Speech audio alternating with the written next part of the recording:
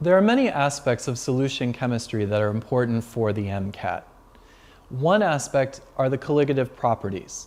Now, the colligative properties are physical properties of a solution that depend only upon the concentration of particles in the solution, but not upon the chemical identity of those particles. There are 4 colligative properties, and these include vapor pressure depression, boiling point elevation, freezing point depression, and osmotic pressure. Now, before we can understand the colligative properties, we need to understand what we mean by concentration, because there are different ways of expressing the concentration of a solute in a solution. The 2 ways that are relevant to the colligative properties include molarity and molality. Now, molarity is a ratio of moles of solute per liter of solution. It is a ratio of moles to volume. Molality, on the other hand, is a ratio of moles of solute to kilograms of solvent. It is a ratio of moles to mass, or moles to kilograms. Now, these 2 expressions for concentration will be used in the colligative property equations. The first of the colligative properties is vapor pressure depression. When we create a solution, the vapor pressure of the solution is less than the vapor pressure of the pure solvent. This is expressed mathematically as Raoult's law, which you see here.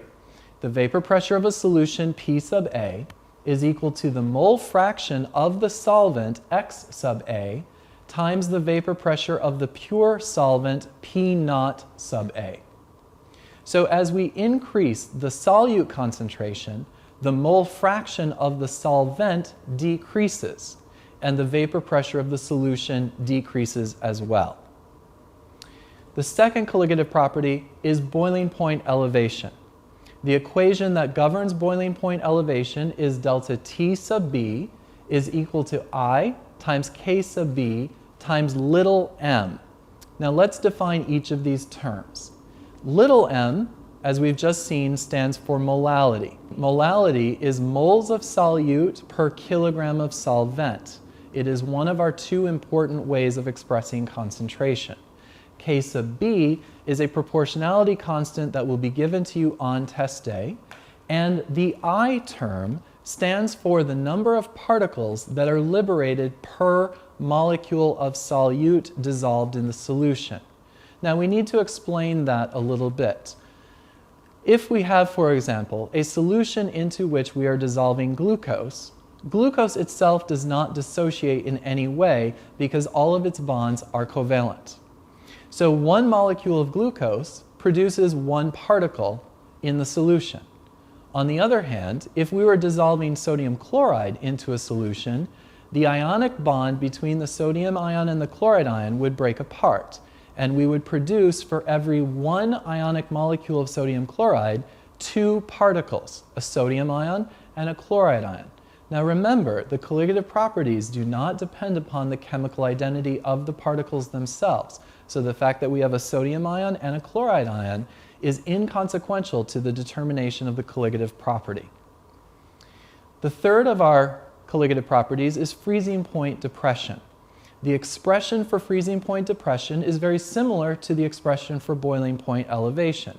Delta T sub F is equal to I times K sub F times little m, which is again molality, moles of solute per kilogram of solvent. The I term, once again, stands for the number of particles that are liberated per molecule of solute dissolved in the solution. K sub F is a proportionality constant that will be given to you again on test day. Finally, the 4th colligative property is osmotic pressure.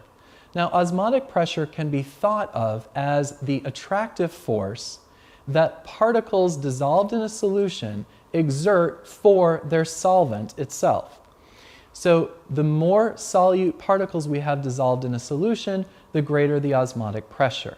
The equation that governs osmotic pressure is pi, the Greek letter for P, is equal to I times capital M times R times T, where T is the absolute temperature in Kelvin, R is the gas constant, which you've seen in your ideal gas law equation, and I is once again the number of particles that are liberated per molecule of solute in the solution.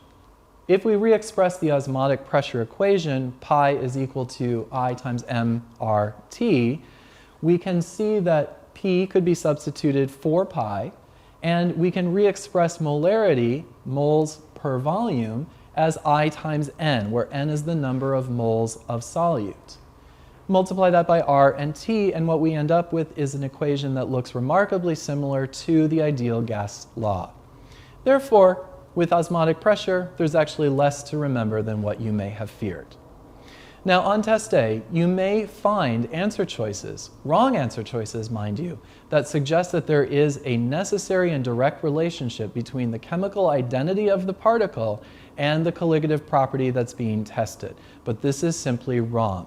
Colligative properties depend only upon the concentration of the particles in the solution, not upon their chemical identity.